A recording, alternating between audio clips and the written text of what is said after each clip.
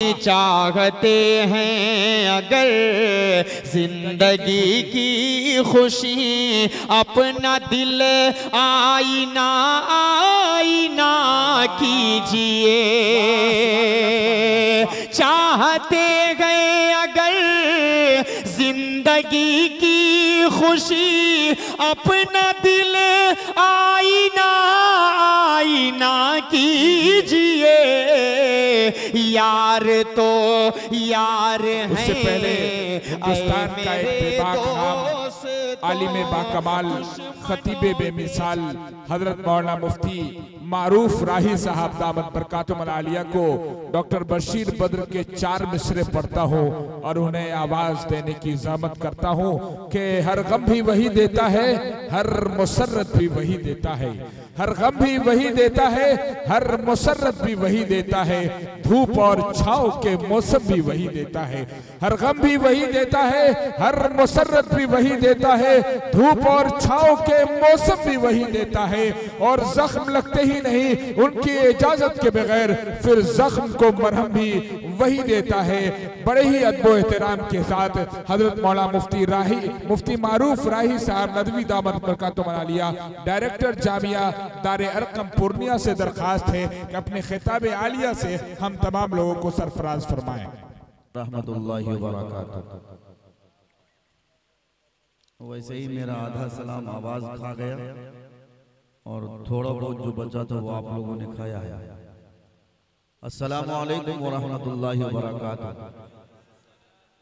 तो माशाअल्लाह जिंदा हैं। एक गुजारिश आप सबसे ये है कि जो जहां है जरा सा एक बार खड़े हो जाएंगे तो बड़ी मेहरबानी होगी। माशाअल्लाह बड़ी मेहरबानी। अल्हम्दुलिल्लाह। एक एक पाँव थोड़ा कुर्सी लेके आगे। माशाअल्लाह जिंदा दिल कौम है। वाह माशाअल्लाह। थोड़ा थोड़ा बस हरकत में बरकत है। अपनी अपनी कुर्सियों को लेकर उधर आगे आ जाएंगे। माशाअल्लाह थोड़ा तरतीब हो जाए। माशाअल्लाह हमारे नौजवान साथी जरा सा हाथों को भी हिला लें, कमर वमर भी थोड़ी ठीक ठाक कर लें। वैसे भी हमारी कौम अल्हम्दुलिल्लाह गोश्त खा खा करके हर चार तरफ से गोश्त ही लटकता नजर आता है। जहाँ देखो अल्हम्दुलिल्लाह पेट भी किसी का, चाहे वो मौलवी साहब हो या मास्टर साहब हो या हाजी साहब हो, हर एक का पेट ऐसा लगता है कि कुफ्र की अलमारी है। अल्लाह खैर का मामला फरमाए। आ जाए अब बैठ जाए माशाल्लाह अपनी जगहों पे तशरीफ रखें। बहुत लंबी चौड़ी गुफ्तगू नहीं होगी, इंशाअल्लाह मुख्तसर सी बात होनी है। क्योंकि रात के आखिरी पहर में मैं आज भी बैठाला गया हूँ और कल भी बैठाया गया था। ये मेरा पता नहीं मेरे साथ कौन सा सलूक है। ऐसा लगता है कि सुप्रीम कोर्ट में जाकर मुझे FIR दर्ज करने की जरूरत है। अब लोअर कोर्ट वगैरह से काम नहीं चलेगा, मसले का हल नहीं होने वाला है। लुत्फुर रहमान भाई अल्हम्दुलिल्लाह हमसे बड़ी मोहब्बत करते हैं, बड़ी अकीदत रखते हैं, लेकिन अकीदत में ये शीशा हमें समझ नहीं आ रही। बात बैर कैफ अल्लाह हिफाजत फरमावे। अल्हम्दुलिल्लाहि रब्बिल आलमीन वस्सलातु वस्सलामु अला सय्यिदिल मुरसलीन व अला आलिहि व अस्हाबिहि त्ताहिरीन अम्मा बाद। क़ाल अल्लाहु तबारक व तआला फ़िल क़ुरानिल मजीद वल फ़ुरक़ानिल हमीद। अऊज़ु बिल्लाहि मिनश शैतानिर रजीम। बिस्मिल्लाहिर रहमानिर रहीम। इन्नल्लाह ला युग़य्यिरु मा बिक़ौमिन हत्ता युग़य्यिरु मा बिअन्फुसिहिम। सदक़ल्लाहुल अज़ीम। वो संगे गरा जो हाइल है रस्ते से हटाकर दम लेंगे। वो संगे गरा जो हाइल है रस्ते से हटाकर दम लेंगे। हम राहे वफा के रहरू हैं, मंजिल ही पे जाके दम लेंगे। और ये बात आया है दुनिया पर, हम फूल भी हैं तलवार भी हैं। ये बात आया है दुनिया पर, हम फूल भी हैं तलवार भी हैं। या बज़्म जहां महकाएंगे या खून में नहाकर दम लेंगे। या बज़्म जहां नहलाएं महकाएंगे या खून में नहाकर दम लेंगे। और हर समत मचलती किरणों ने अफसोने शबे गम तोड़ दिया। हर समत मचलती किरणों ने अफसोने शबे गम तोड़ दिया। अब जाग उठे हैं दीवाने, दुनिया को जगा कर दम लेंगे। अब जाग उठे हैं दीवाने, दुनिया को जगा कर दम लेंगे। वाजिबुल एहतराम हजरत उलमाए किराम, हुफ़ाज़ एज़ाम और कलमा शरीक भाइयों, अपने घरों में तशरीफ फरमा इज़्ज़तदार माओ बहनों, अल्लाह तबारक व तआला का बड़ा एहसान कि अल्लाह तबारक व तआला ने हमें ईमान वाले घर में पैदा फरमाया, और अल्लाह का खास करम कि अल्लाह तबारक व तआला ने हमें आमिना के दुर्रियती, अब्दुल्ला के नूरे नजर, आलमी नबी, आलमगीर नबी हजरत मोहम्मद मुस्तफ़ा सल्लल्लाहु अलैहि वसल्लम की उम्मत में मरहमत फरमाया। बुजुर्गों, कलमा शरीक भाइयों, हम सब के सामने इस वक्त जो मसाइल दरपेश हैं, मेरी गुफ्तगू थोड़ी बहुत उन्हीं मसाइल पर होनी है। इस दुखते रग का इलाज क्या है, इन सुलगते मसाइल का हल क्या है, इस वक्त आपके सामने जाहिर है मुझे 20 तारीख की दावत दी गई थी और ये तारीख चूंकि 21 भी हो चुकी है। अगर मैं इस वक्त अपनी गुफ्तगू न भी करूं तो मुझे लगता है किसी तरह का कोई जुर्माना हमें भरना न पड़ेगा, लेकिन जब हाजिरी हुई है तो हाजिरी लगा ही के जाना मुनासिब समझ में आती है ये बात। पैर कैप बुजुर्गों, 24 तारीख के बारे में सबसे पहले मुझे आपको बताना है। ये जो सामने 24 तारीख आने वाली है, आप सबको शायद इश्तिहार और बैनर फेसबुक और व्हाट्सएप के जरिए से ये पैगाम पहुंचा होगा कि 24 तारीख को पटना के बापू सभागार मैदान में एक बड़ा एक जलसा होने वाला है, एक बड़ी कॉन्फ्रेंस होने वाली है। और वो कॉन्फ्रेंस, उस कॉन्फ्रेंस का उन्वान तहफ़्फ़ुज़ आईने हिंद का है। इसलिए आप सबसे मेरी गुजारिश है, मदरसे के तलबा के अलावा जो भी मेरे भाई चाहे जिस काम से आप जुड़े हों, अपने कामकाज को पालाए ताक रखकर, अपने आप को फारिग कर अपनी जरूरत समझते हुए, दीनी जरूरत समझते हुए और बुनियादी जरूरत समझते हुए आप बापू सभागार पटना के मैदान में जाने की हर मुमकिन कोशिश करें। आपको ये आवाज दी जा रही है, हिंदुस्तान के अमीर, हिंदुस्तान के अमीरुल हिंद हजरत मौलाना सैयद अरशद मदनी दामद बरकातहुम की तरफ से एक आवाज है, एक सदा है। आप सबको उनकी आवाज में आवाज मिलाना है और लब्बैक कहते हुए बापू सभागार मैदान यानी इंदिरा गांधी मैदान में आप सबको जमा होना है। इंशाअल्लाह इस ऐलान पर अमल करेंगे, हाथ उठाकर वादा करें इंशाअल्लाह। भाई चाय वाले भाई से गुजारिश है कि बहुत जल्दी आप अपने काम से फारिग हो जाएं, वरना याद रखिए हिंदुस्तान में जो चाय का निजाम इस वक्त चला हुआ है वो बहुत खतरनाक है, निहायत ही खतरनाक है। आपको शायद मालूम न हो बुजुर्गों साथियों, हिंदुस्तान के हालात जिस तेजी के साथ नफरत की ओर बढ़ रहे हैं, नफरत की फिजा जिस तरह से तेजी के साथ कायम होती जा रही है, ये खदशा है और ये अंदेशा मालूम होता है। पता नहीं हिंदुस्तान की जो एक मिसाल दी जाती थी, गंगा जमनी तहजीब की मिसाल, हिंदुस्तान में हिंदू मुस्लिम भाईचारगी की मिसाल, हिंदुस्तान में एकता और अखंडता की मिसाल, हिंदुस्तान के जमहूरियत की मिसाल दी जाती थी। ऐसा लगता है कि 2014 से लेकर अब तक ये जो हुकूमत मुसलसल जिस तरह के कानून बनाने में और मुसलमानों के साथ जो सौतेलापन का रवैया इख्तियार कर रही है, खुदा की कसम अगर यही सूरत हाल रही, अगर इसी तरह से हुकूमत की नीयत और हुकूमत के मंशे और हुकूमत के इरादे इसी तरह से अगर आगे बढ़ते गए तो मुसलमान भी कतई आप चुपचाप रहने को तैयार नहीं। मुसलमानों ने खामोशी के साथ बहुत ज्यादा जुल्म और ज्यादती को बर्दाश्त किया है। अगर इससे आगे बढ़कर मुसलमानों पर जुल्म जबर के पहाड़ तोड़े जाएंगे, मुसलमानों के साथ अगर सौतेलापन का मामला किया जाएगा, मुसलमानों के मसाजिद, मुसलमानों के मकातिब, मुसलमानों की खानकाहें, मुसलमानों की तंजीमें, मुसलमानों के इदारे, मुसलमानों के हॉस्पिटल, मुसलमानों की खानकाहें, इसी तरह से मुसलमानों के मज़ारात और इसी तरह से मुसलमानों की कब्रिस्तान और मुसलमानों की ईदगाहें, इन सारी चीजों पर जिस तरह से हुकूमत की नीयत है और जिस तरह से हुकूमत की दोगली नजर है, ऐसा लगता है कि मुसलमानों को अब बहुत जल्द जाग जाना चाहिए। नौजवानों, मैं आपसे मुखातिब हूँ। मैंने आपके सामने जो कुरान करीम की आयत पढ़ी है, उस आयत का साफ साफ तर्जमा यही है। उसका तर्जमा एक शायर जिसके शेर पर थोड़ा बहुत एतराज तो अगरचे हुआ था, लेकिन मुझे ये बात समझ में आती है कि अगर उस शेर को देखा जाए और हालात को देखा जाए तो उनका ये शेर यानी वो शायर का वो शेर फिट नजर आता है। शायर ने कहा था, खुदा ने आज तक उस कौम की हालत नहीं बदली, न हो जिसको ख्याल खुद अपनी हालत के बदलने का। तो मुसलमानों, सबसे पहले मैं आपसे यही गुजारिश करता हूँ कि आप अपने आप को बदलने का इरादा करिए, बदलने का अज़्म करिए। नौजवानों, खुदा के वास्ते अब तक आपने जो मनमानी करी है, अपनी जवानी को आपने जहाँ बर्बाद करी है, तौबा कीजिए और अपनी जवानी का सही इस्तेमाल कीजिए। अपने बाजुओं के ताकत को दुरुस्त करिए, अपनी जुबान के गलत इस्तेमाल से अपने जुबान को बचाइए, अपनी जवानी को बर्बाद मत कीजिए। अगर हम में और आप में अब भी अगर बेदारी नहीं आई तो याद रखिए, जिस तरह से उत्तर प्रदेश की 9 सीटों पर ज़िमनी इंतखाब हो रहा है, चुनाव हो रहा है, और चुनाव के बारे में शायद आपको ये खबर हो, कई वीडियोस ऐसी गर्दिश कर रही हैं जिन वीडियोस के देखने के बाद खुदा की कसम ऐसा लगता है कि मुसलमानों के साथ जो सौतेलापन अब तक हुकूमत के नुमाइंदे और कायदीन और रहनुमा करते थे, अब पुलिसकर्मी जो वर्दी में है, पुलिस की जिम्मेदारी बहुत बड़ी होती है। पुलिस जब अपनी वर्दी में आता है तो न वो किसी धर्म को देखता,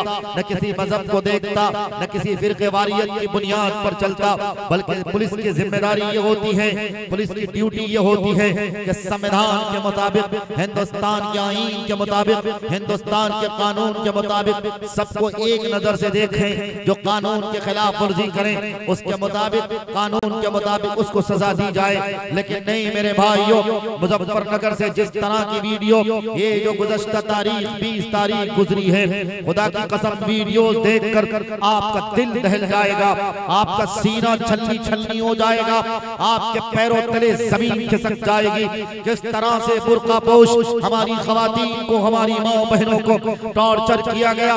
माँ बहनें वोट डालने जा रही थी। हिंदू भाइयों से मैं गुजारिश करता हूँ, और खासकर जो उत्तर प्रदेश की सेकुलर पार्टियां जो अपने आप को सेकुलरिज्म का दावा करती हैं, जो अपने आप को ये कहती हैं कि मैं हिंदुस्तान के आईन के मुताबिक हर एक को अपना हक देने के लिए आया हूँ। याद रखें, वो पार्टी चाहे बसपा की हो, वो पार्टी चाहे बीएसपी की हो, वो पार्टी चाहे वो पार्टी चाहे बहुजन समाज की हो, या ये कि वो पार्टी चाहे समाजवादी पार्टी हो या कांग्रेस पार्टी हो, सारी पार्टियों को एक जगह आकर ये बातिल निजाम फैलाने की और बातिल ताकत को बढ़ावा देने की जिस तरह से कोशिश हो रही है, इलेक्शन कमीशन को भी चाहिए इस पर कड़ी से कड़ी सजा दिलाने और कड़ी से कड़ी सजा दिलाने की पूरी तरह से कोशिश करे।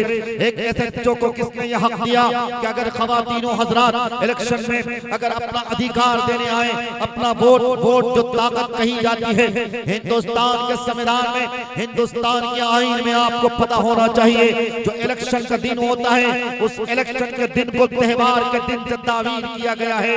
यानी जो दिन वोट डालने का दिन होता है वो दिन त्योहार का दिन होता है, और जो भी कोई भाई, जो भी कोई बहन अपना मतदान करने जाते हैं, यानी अपना वोट, अपनी ताकत, अपनी गवाही देने जाते हैं। इसीलिए कहा जाता मतदान यानी अपनी ताकत को दान करना, अपनी कुव्वत को बताना, अपनी गवाही को देना और वोट देना इस्लाम में बहुत जरूरी लिखा है।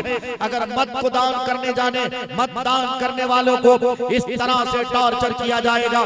कल तक सिर्फ ये खबरें आती थी जो सीटें मुस्लिम बहुल्य होती थी, यानी जहां मुसलमानों की अक्सरियत हुआ करती थी, जहां मुसलमान वोटर्स के जरिए से नुमाइंदे चुन के आते थे, उन जगहों से मुसलमानों को टॉर्चर, खुसूसन औरतों को डराया धमकाया जाता था।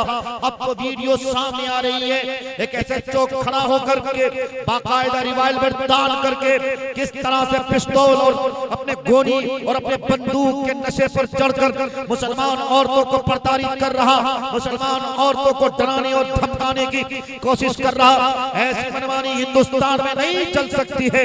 इलेक्शन कमीशन को चाहिए ऐसे एसएचओ के खिलाफ कड़े से कड़े आप कदम उठाएं, कड़ी से कड़ी सजा दिलाने में आप मदद करेंगे। ऐसा नहीं करेंगे तो ये समझ लेना चाहिए कि बाबा साहेब भीमराव अम्बेडकर ने जो संविधान लिखा था, जो आईन लिखा था, जो दस्तूर लिखा था, अगर आप इस एसएचओ के खिलाफ कदम नहीं उठाएंगे, इन्हें कड़ी सजा नहीं दिलाएंगे, इनको निलंबित नहीं करेंगे, इन्हें अपनी नौकरी से बर्खास्त नहीं करेंगे, तो चाहिए सेकुलर पार्टियों को कि वह मैदान अमल में आए, एक जबरदस्त प्रोटेस्ट करें, एक एहतजाज करें, एक मुजाहिरे करें और हुकूमत की नीयत जो बहुत नापाक नीयत नीयत है, इस नीयत के खिलाफ खुली बगावत होनी चाहिए। मैं कहता हूँ बीएसपी को, मैं कहता हूँ बहुजन समाज पार्टी को, मैं कहता हूँ कांग्रेस पार्टी को, और इन कांग्रेस पार्टी में जो हमारे मुस्लिम रहनुमा हैं, जो हमारे मुस्लिम चाहे बीएसपी में हो या भाजपा में या किसी भी पार्टी से जो पार्टियां सेकुलर कहलाती हैं, सारी सेकुलर पार्टियों को चाहिए कि उत्तर प्रदेश में जिस तरह से मनमानी चल रही है, यूपी में जिस तरह से मुसलमान औरतों को डराया और धमकाया जा रहा, एक एसएचओ खड़ा होकर बंदूक तान कर औरतों को अगर रोकने की कोशिश कर रहा, मतलब साफ है, ये बात साफ सुथरी है कि मुसलमानों को जागना चाहिए और ये सेकुलर पार्टियों को आगे आकर इनकी नीयत के मुताबिक इन्हें फैसले लेने चाहिए। इस वक्त जरूरत इस बात की है, सारी पार्टियां एक जगह आकर हुकूमत हिंद के खिलाफ, ये जो भाजपा हुकूमत उत्तर प्रदेश में जो योगी आदित्यनाथ की हुकूमत है, इस हुकूमत के खिलाफ एक मोर्चा खोलना चाहिए। क्यों? इसलिए कि वोट सबका अधिकार है, वोट सबकी ताकत है, इसलिए मत को दान कहा गया। अगर मतदान के लिए कोई औरत जाती है, कोई मर्द जाते हैं, कोई नौजवान जाते हैं, कतई आपको हिंदुस्तान के संविधान ने इस बात की इजाजत नहीं दी है कि आप उसे रोकेंगे, नहीं रोक सकते। इसलिए मैं उत्तर प्रदेश की जितनी सेकुलर पार्टियां हैं और इन सेकुलर पार्टियों के जितने नुमाइंदे हैं, जितने रहनुमा हैं, जितने कायदीन हैं, उन सारे कायदीन और उन सारे रहनुमाओं से एक छोटी सी गुजारिश यही करूंगा। ये मौका आपके पास बहुत अच्छा है, मुजफ्फरनगर की उस सीट से और मुरादाबाद की उस सीट, जिस सीट पर जिस तरह से ये मामला पेश आया है, उन जगहों पे जाकर मामले की तहकीक करें। अब तो बाकायदा वीडियोग्राफी भी आ चुकी है, इसलिए अब कोई ढकी छुपी बात नहीं रह गई। अब मसला पर्दे के पीछे नहीं, बल्कि अब मसला साफ है, सुथरी बात है। इसलिए इसके खिलाफ एक्शन लें और रोड को जाम करें, सड़क को जाम करें, प्रोटेस्ट करें, एहतजाज करें, धरने दें, हुकूमत के खिलाफ एक मोर्चा खोलें। और इस हुकूमत को जाहिर सी बात है, इससे पहले सुप्रीम कोर्ट की तरफ से कई बार फिटकार पड़ी है, कई बार इनको फिटकार पड़ी है। जिस तरह से आपने देखा होगा शायद कि अभी बहराइच दंगा सामने आया था, जिस बहराइच दंगे के मद्देनजर हुकूमत ने क्या ऑर्डर दिया था, क्या ऐलान किया था, सारे दंगाइयों के घरों पर बुलडोजर चलाए जाए। दंगाई कौन है और किसके खिलाफ ये हुकूमत एक्शन लेती है, ये तो जग जाहिर है, ये तो हर कोई जान रहा। लेकिन अल्हम्दुलिल्लाह हमारी अदालत अभी बहुत हद तक जिंदा है। सुप्रीम कोर्ट की तरफ से यही आदेश आया था और सुप्रीम कोर्ट ने ये बात कही थी कि फौरन तत्काल अभी बुलडोजर पर पाबंदी लगनी चाहिए, कोई किसी के घर पर बुलडोजर नहीं चला सकता। सुप्रीम कोर्ट ने जब ये आदेश दिया तो अल्हम्दुलिल्लाह हमारे भाइयों के घर बचे रहे। मैं आप सबसे बस इतनी गुजारिश करता हूँ, खुदारा जब भी इलेक्शन का मौका आए, जब आप कहीं वोट देने जाते हो, आपसे भी मैं गुजारिश करता हूँ, सिर्फ आप खुद मत जाए, अपने आस पड़ोस के लोगों को भी वोट देने की ताकीद करें, वोट देने की ताकीद करें। इसलिए कि बाबा साहब भीमराव अम्बेडकर ने इलेक्शन के दिन को त्योहार का दिन कहा है।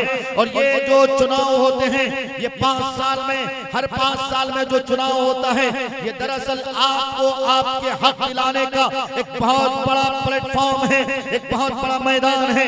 इसलिए आप अपने मत को बर्बाद मत कीजिए, बल्कि अपने मत का दान कीजिए, अपने वोट की ताकत को ताकत समझिए।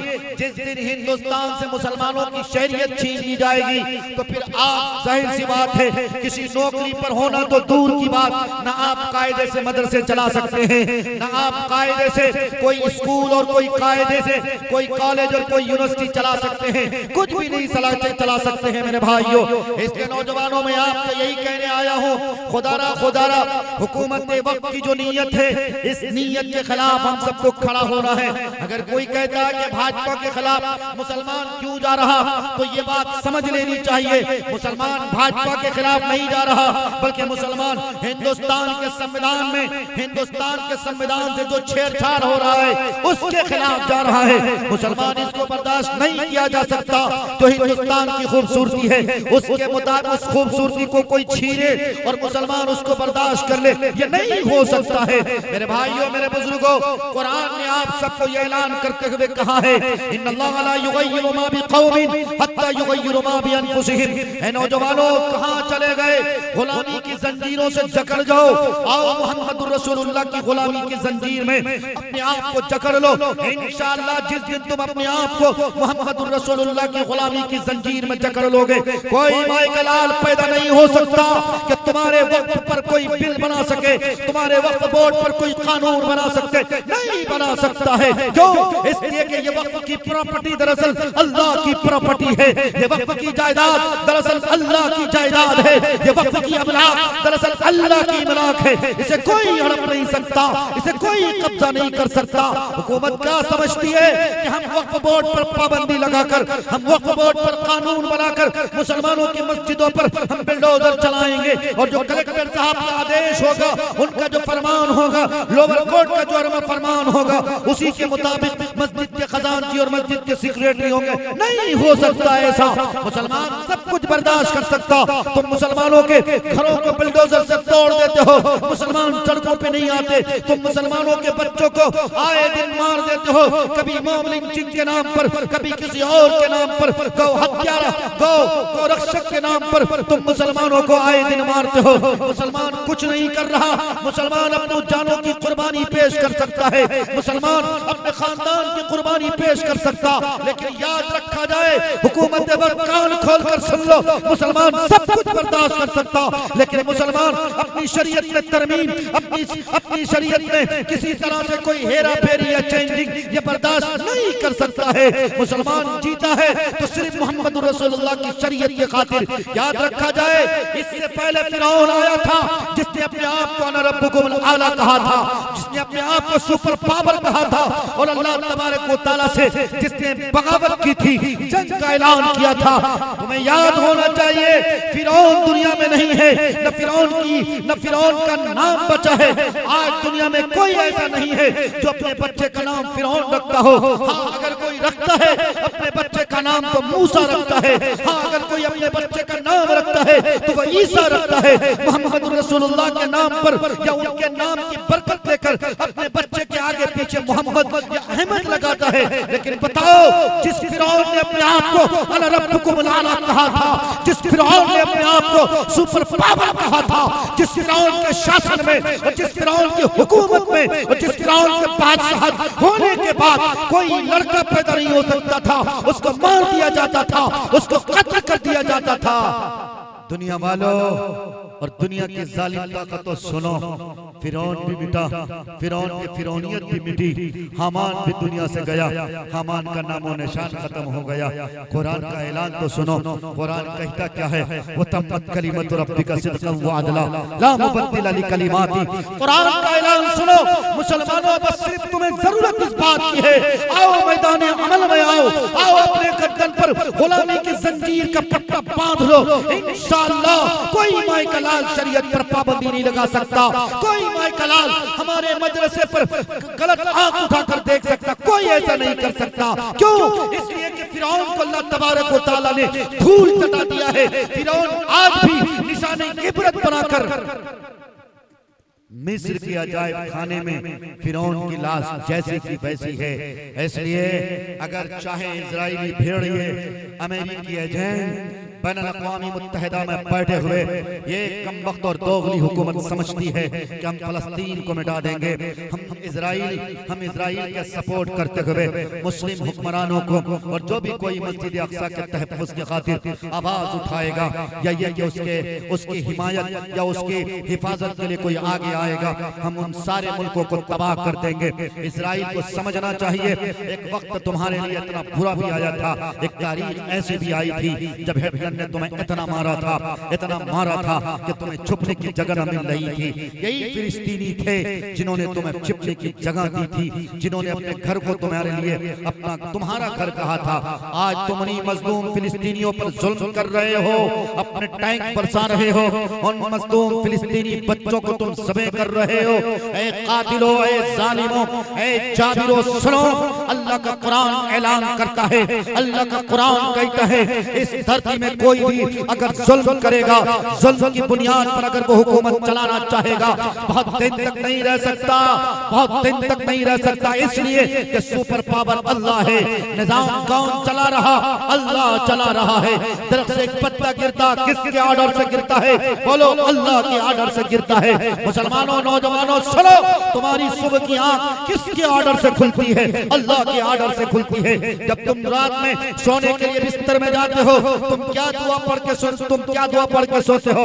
अल्लाहुम्मा बिस्मिका अमूतु व अहया, ऐ अल्लाह तेरा नाम पढ़कर मैं मर रहा हूँ और मैं जी रहा हूँ, यानी मैं सोता, मैं मरता हूँ और मैं जीता हूँ। यही पढ़ के तुम सोते हो।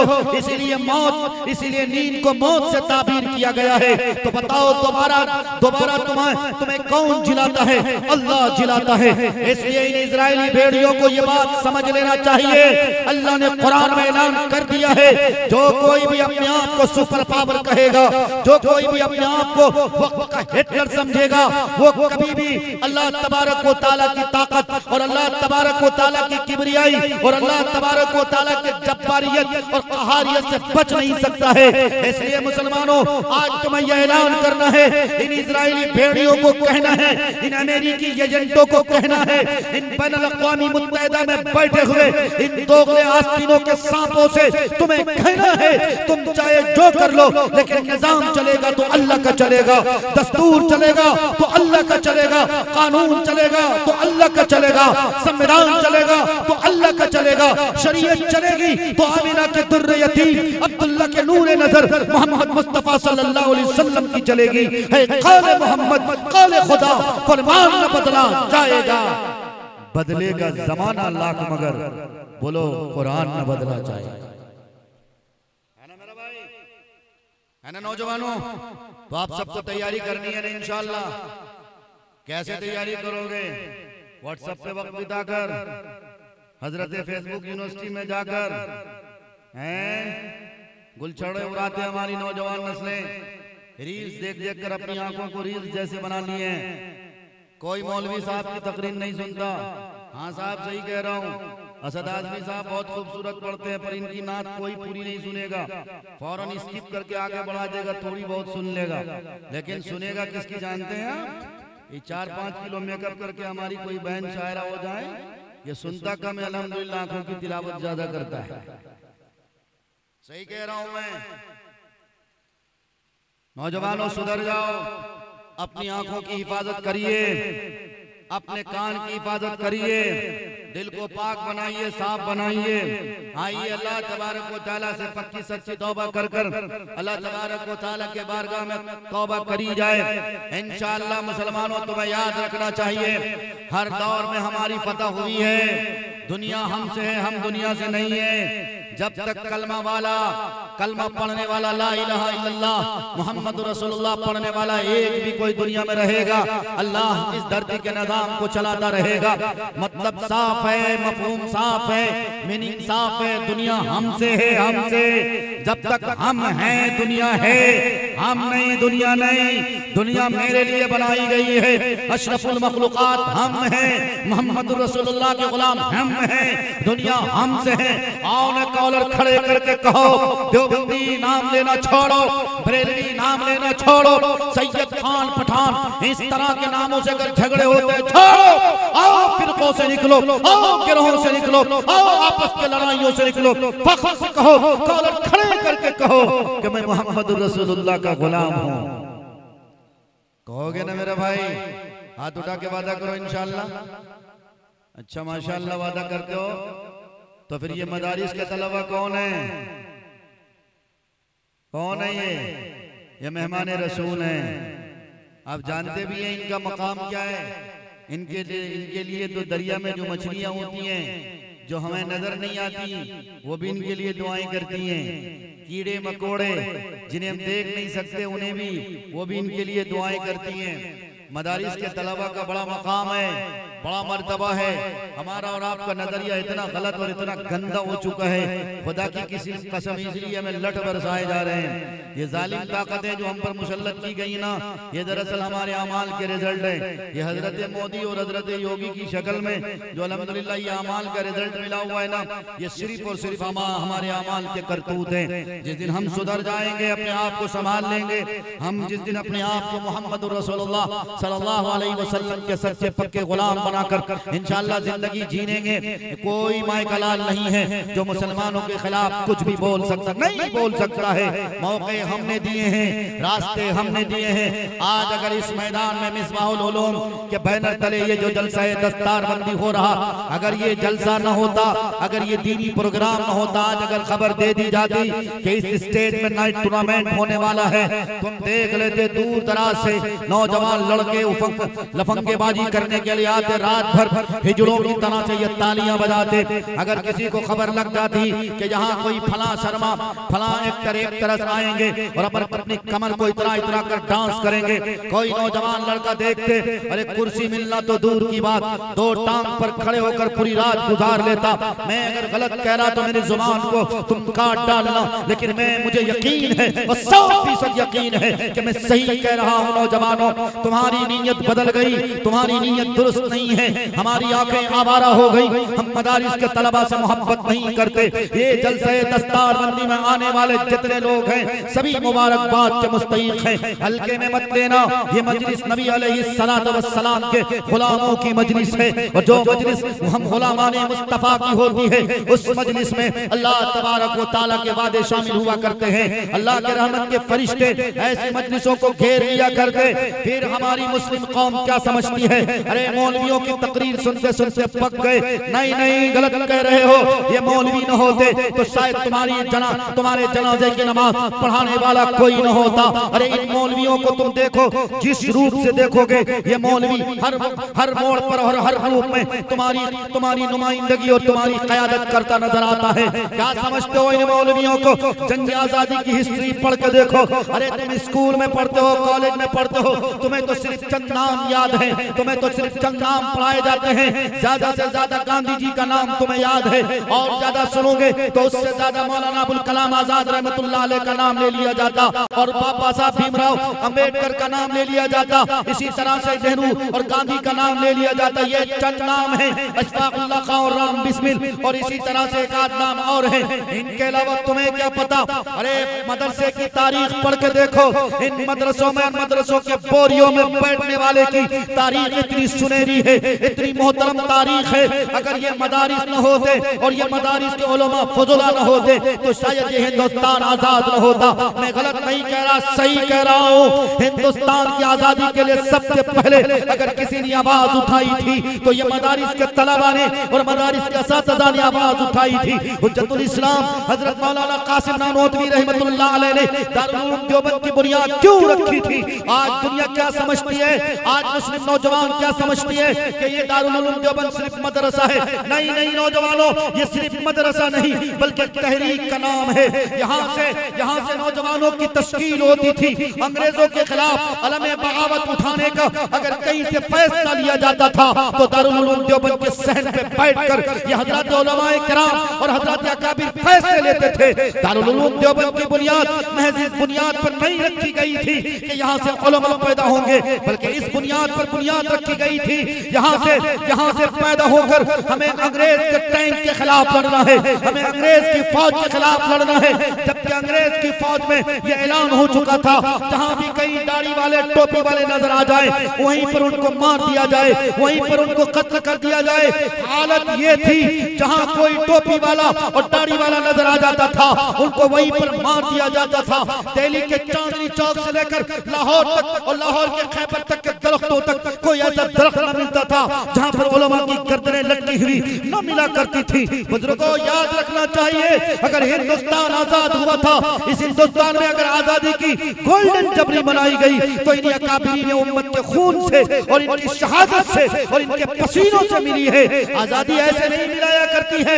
मैं नौजवानों से गुजारिश करता हूं, आज अगर मेरा मुल्क फिर से गुलामी की ओर बढ़ रहा है, गुलामी की तरफ अगर मेरा मुल्क जा रहा है, हम सब मिलकर इस तिरंगे की हिफाजत के लिए, इस संविधान की हिफाजत के लिए, हिंदुस्तान में हिंदू मुस्लिम भाईचारे की हिफाजत के लिए, गंगा जमनी तहजीब की हिफाजत के लिए हम सब एक होंगे, एक प्लेटफॉर्म पे होंगे इंशाअल्लाह। एक होकर एक प्लेटफॉर्म अगर हम लड़ेंगे तो हमें उम्मीद अल्लाह की जात से अल्लाह जरूर भी जरूर हमारे मुकद्दर में पता लिखेगा।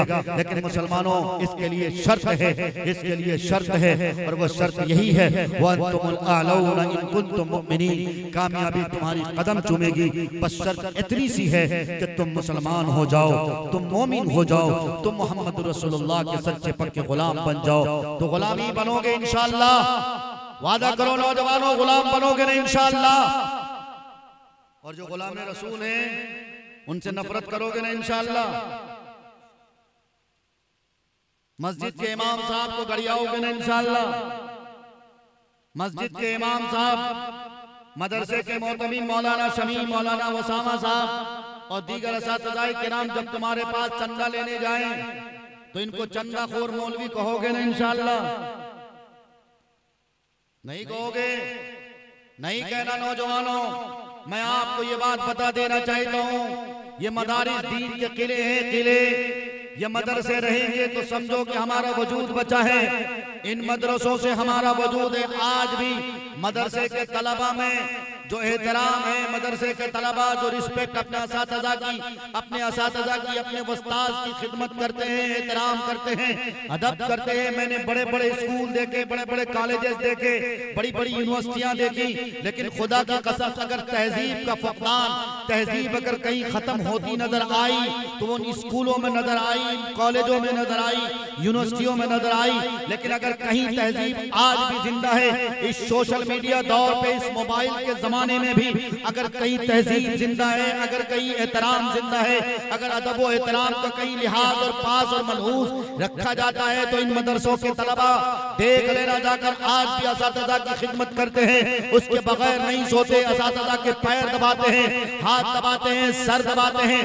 जाए कि आज कुछ ऐसे लोग बदतमीज और आवारा किस्म के लोग पैदा हो गए कि अगर उनके तलबा, उनके बच्चों पर अगर सख्ती की जाती है तो अपने बच्चों को सख्ती करने के बदले में केस तक कर देते हैं, FIR कर देते हैं। ये कभी दीन के खैर खा नहीं हो सकते। याद रखी जाए इस बात को, जब हम लोग तालिब इल्म हुआ करते थे आज से 12 साल 15 साल पहले, खुदा की कसम हमारे असातिज़ा हमको मारते भी थे, खिदमत भी हम करते थे, लेकिन फख्र से खिदमत करते थे। हम अपने असातिज़ा का कपड़ा धोते थे, कभी ये नौबत नहीं आती थी। मुफक्किर इस्लाम फ़क़ीहुल अस्र फ़िक़्ह एकेडमी में बहुत बड़ा नाम, बड़ी शख्सियत, जिनकी दर्जनों किताब के मुसन्निफ हजरत मौलाना मुफ्ती अख्तर इमाम आदिल कासमी दामत बरकातहुमुल आलिया, जो समस्तीपुर बिहार के हैं, जामिया रब्बानी मनोरमा शरीफ के बानी मोहतमीम और खादिम हैं। यकीन के साथ कह रहा हूँ, 1 साल नहीं, 2 साल नहीं, 7 साल 8 साल मैंने उस मदरसे में तालीम हासिल की। और कोई जुम्मा ऐसा नहीं गुजरता था, जुमे के दिन कोई ऐसा नहीं गुजरता था जिस जुमे के दिन हम हजरत मोहतमीम साहब का कपड़ा न धोते थे, अपने असातिज़ा की खिदमत नहीं करते थे। आज तलबा में भी, हमारे मदारिस के तलबा में भी ये कमी थोड़ी बहुत आ रही है। मैं मदारिस के तलबा से भी ये गुजारिश करूंगा। शेख सादी अलैहिर्रहमा ने कहा था, खिदमत खल्क से अल्लाह तबारक व तआला की सोहबत, अल्लाह की मारिफत हासिल हुआ करती है, अल्लाह तबारक व तआला से दोस्ती हुआ करती है। खुसूसन असातिज़ा की खिदमत करोगे, अल्लाह वालों की खिदमत करोगे, अल्लाह से दोस्ती होगी, अल्लाह से कुर्ब हासिल होगा। आपसे भी मैं कहता हूँ, कभी कभी वक्त मिला करे। मुंबई के एक बड़े सेठ थे, मैंने जमील सेठ को देखा, वहाँ के जो इमाम साहब थे बहुत बड़े डॉक्टर थे, बहुत बड़े आदमी थे, BMW 5 में चला करते, उनके बच्चे चला करते थे। हम रमजान में तरावी पढ़ा रहे थे। आज भी मैं ऑन रिकॉर्ड कैमरे के सामने, बापू आजमी कैमरे के सामने बोल रहा हूँ, बोरीवली में मस्जिद है, मैं तरावी पढ़ा रहा था। मैंने उस साहब को देखा, अपनी गाड़ी BMW में सवार होकर अपने बच्चे को लेकर आते थे और बच्चे को लाने के बाद मस्जिद की भी सफाई करते थे, वजूखाना की भी सफाई करते थे और टॉयलेट खुद अपने हाथ से साफ करते थे मस्जिद का। बताओ आज अगर कोई मस्जिद का खजानची और सेक्रेटरी बन जाता तो समझता है कि मैं खुदा बन गया हूँ। इमाम को गाली गलौज करता, इमाम को बाप की पपौती समझता है। याद रखा जाए, जिस कौम में इमामों को जलील किया जाएगा, जिस कौम में मदारिस के पढ़ाने वाले और पढ़ाने वाले असातिज़ा और तलबा को हिकारत और घटिया निगाह से देखा जाएगा, वो कौम तरक्की नहीं कर सकती है, वो कौम जिल्लत और खारी के कगार पे खड़ी हो जाएगी। इसलिए मैं आप सभी से गुजारिश करता हूँ, इमामों की कदर कीजिए, मदरसों में पढ़ने वाले बच्चे और असातिज़ा से मोहब्बत कीजिए, इनको मोहब्बत की निगाह से देखिए। इमाम से मुसाफा करना, इमाम की खिदमत करना, गोया नबी से मुसाफा करना और नबी को खिदमत करना है। आप अलैहिस्सलाम ने फरमाया था, मन अहानल आलिम फक़द अहानल इल्म वक़द अहानल इल्म फक़द अहानल नबी वक़द अहानल नबी फक़द अहानल्लाह। आप अलैहिस्सलाम ने फरमाया, जिस किसी ने आलिम की तौहीन की उसने इल्म की तौहीन की, और जिस किसी ने इल्म की तौहीन की उसने गोया नबी की तौहीन की, और जिस किसी ने नबी की तौहीन की समझो उसने अल्लाह की तौहीन की।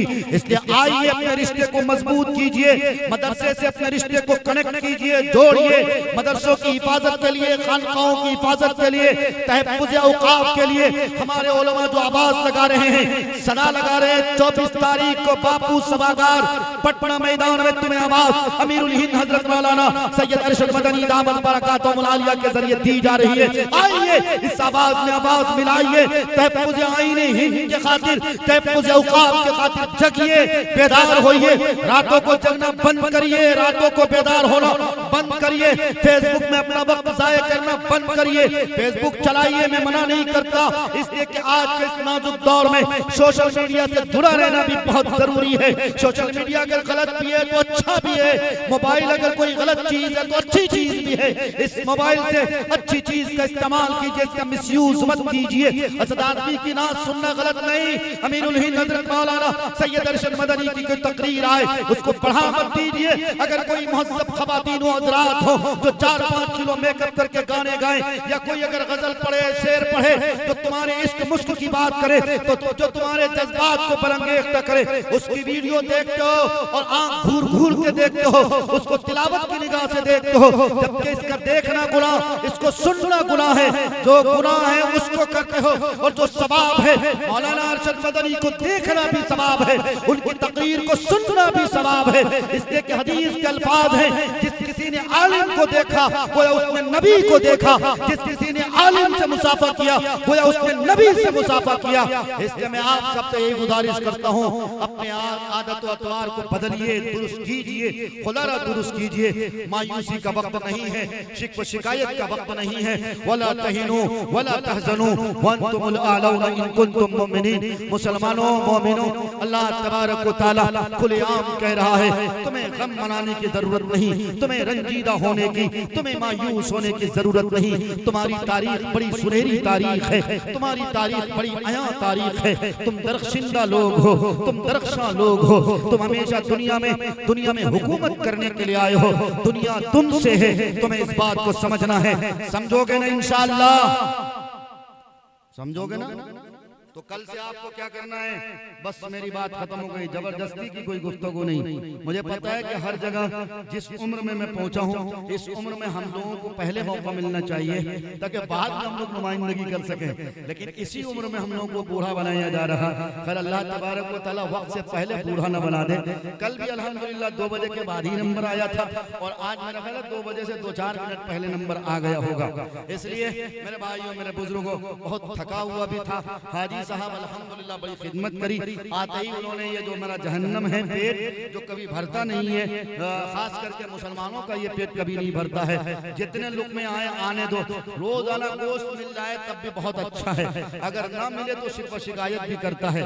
हत्ता कि अगर किसी की मैयत भी हो जाए तब भी बहुत बढ़िया से उनके यहाँ खाना वाना पक जाता है, बिरयानी पक जाती है, ठीक ठाक बन जाता है। अगर न बने तो आसपास में आने वाले लोग शिकायत भी करते हैं, अरे फलनवा के मट्टी में गए थे, इतने बदअखलाक लोग हैं कि खाने के लिए सब्जी भात का इंतजाम किया था, कायदे से गोश्त वोश्त भी नहीं पकाया था। इस कमबख्त को क्या मालूम कि तुम मट्टी में गए थे, अपने जहन्नम को भरने के लिए नहीं गए थे। हमारा हल्का जो सीमांचल का है, किशनगंज पूर्णिया का है, वहाँ का दस्तूर तो और बुरा है।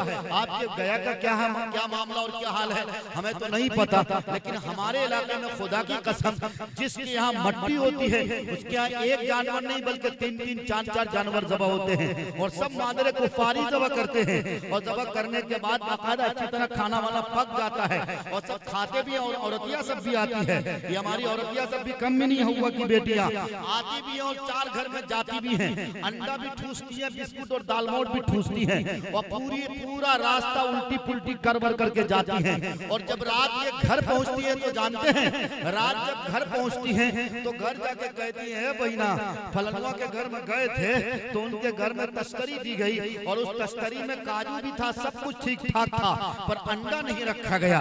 बहुत कंजूस मालूम होते हैं। मैं आपसे गुजारिश करता हूँ, जो कौम दुनिया में खिदमत करने के लिए आई थी, जिस कौम की तारीख खास करके अगर हजरात सहाबाए किराम की तारीख पढ़ोगे तो आप हैरान शस्तर रह जाओगे। खुद कायनात के सरदार जिनके सदक़े अल्लाह तबारक व तआला ने हमें पैदा फरमाया, ज़मीन व आसमान के निज़ाम को मुनज़्ज़म फरमाया, उनका हाल और उनकी तारीख पढ़ के तो देखो। शेब अबी तालिब में बंद किया हुआ है, पेट पे पत्थर बांधे हुए हैं, 3 दिन गुजर गए, कुछ खाने को नहीं है, दरख्त के पत्ते और छाले खा कर दिन गुजारे जा रहे हैं। बुजुर्गों को बताओ तो सही, अगर आमिना के दुर्र यतीम अब्दुल्ला के नूरे नजर, मजलूमों के मसीहा बेटियों की जिंदगियां बचाने वाले मोहम्मद रसूलुल्लाह चाहते तो क्या उनका घर दस्तरखान से सजा न होता? क्या उनके घर में हर तरह की चीजें न होती?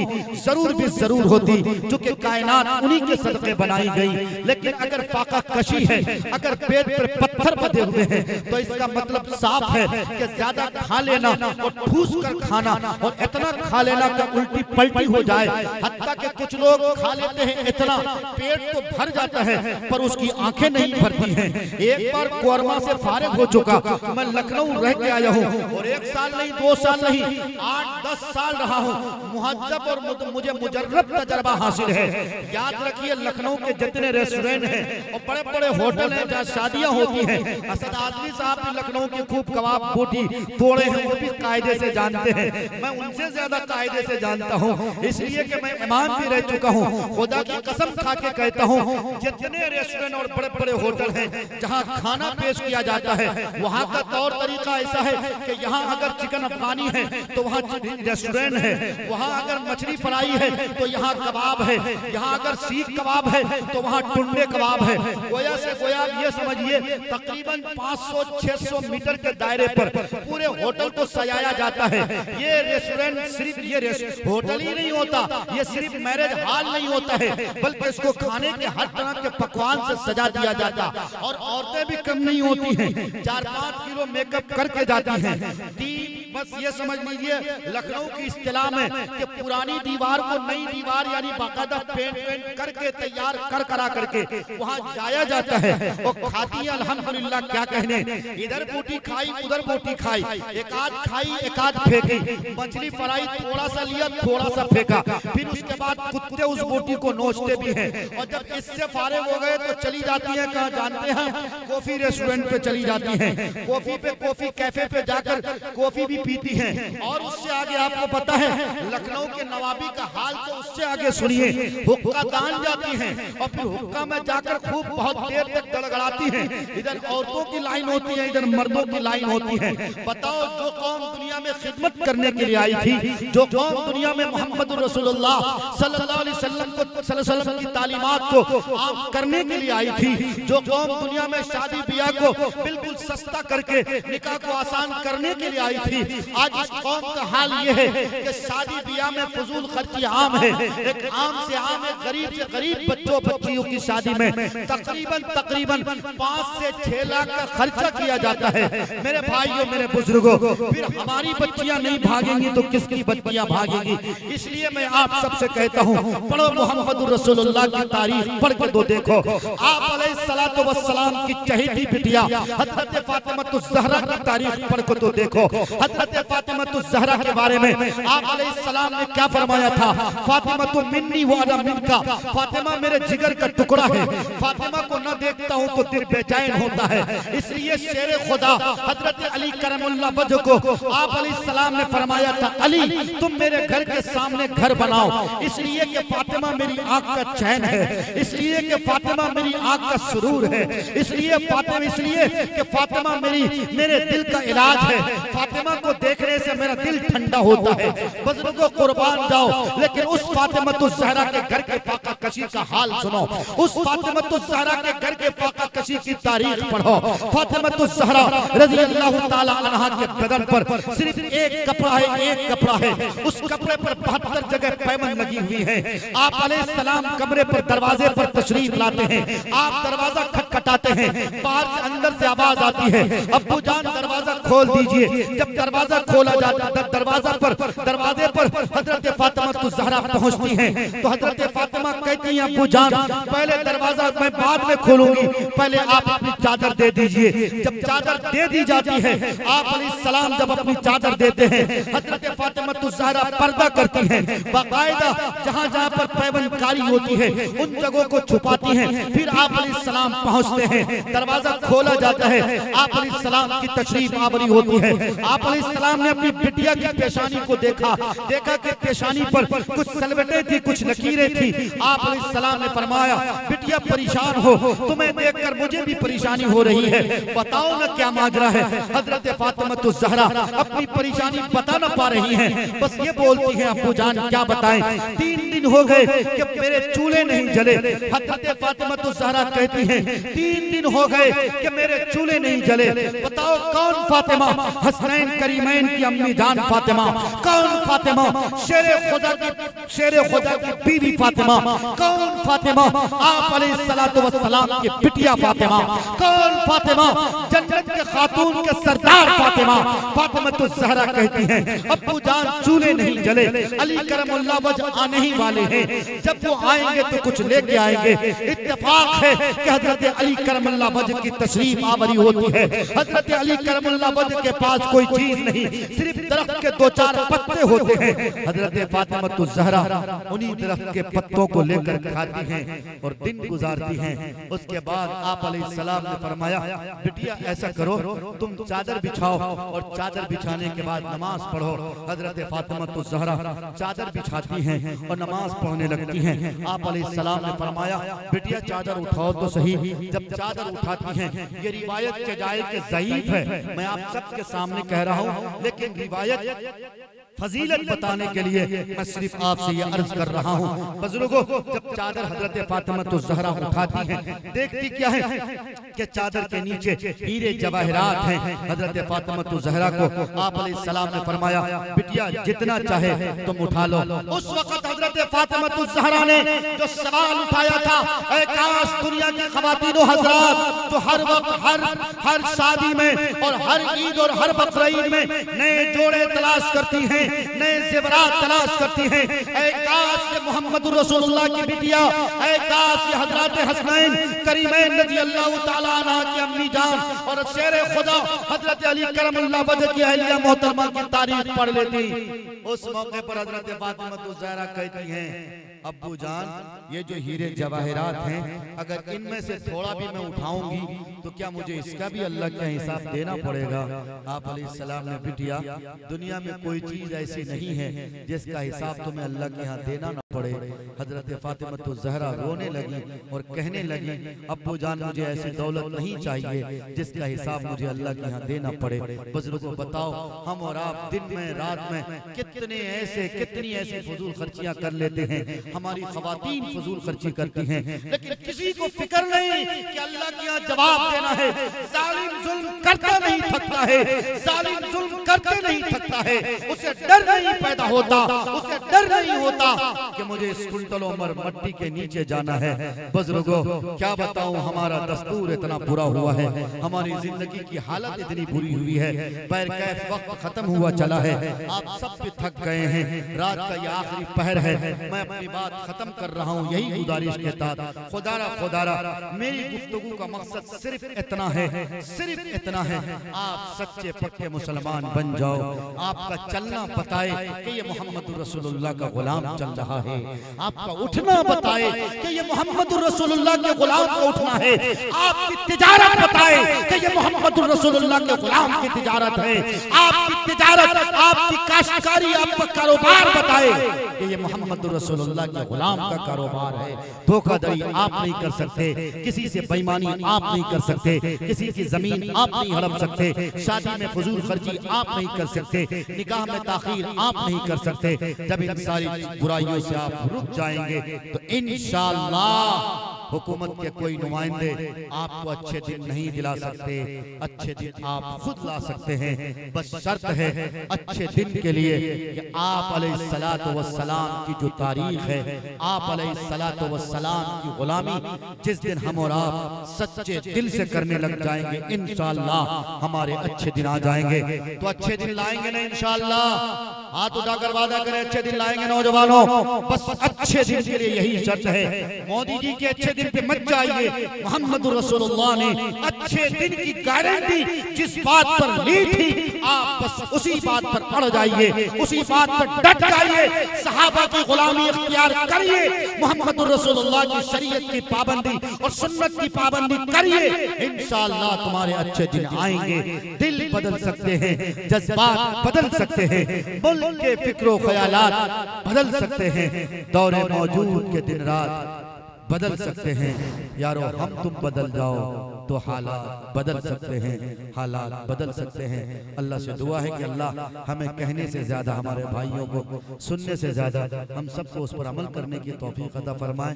अच्छा बस मुख्तसर से लोग बच गए हैं क्या? माशाअल्लाह। आवाखिरु दावाना अनिल हम्दुलिल्लाहि रब्बिल आलमीन। बहुत बहुत शुक्रिया हजरत।